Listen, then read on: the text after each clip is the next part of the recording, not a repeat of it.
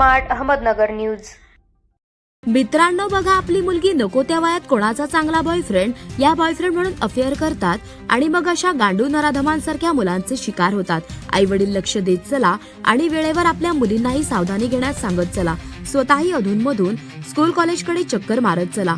School सुटल्यावर किंवा ब्रेकमध्ये देखील मुलं भेटण्यास निघतात। आज तिथं सातारामध्ये काही जनतेने बोलण्यात टाकलं आणि घेरलं म्हणून आज एक बहिणीचा जीव वाचला आहे, परंतु आज वाचली उद्याचं काय असे प्रत्येक गावात तालुक्यात आहेत। असे लफडीखोर आहेत, पण कोणी कोणाला सांगत नाही।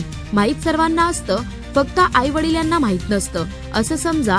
जर कोणी तुम्हाला तुमच्या मुलीविषयी सांगितलं तर राग मानू नका, त्यांचं ऐकून आपल्या मुलीवर लक्ष ठेवा आणि खोटं बोलत नाही। मित्रालाही वाटतं की आपले जवळचे आहेत तर तिच्या घरी सांगितलं पाहिजे म्हणून सांगतात, तेव्हा लक्ष देणं गरजेचं असतं।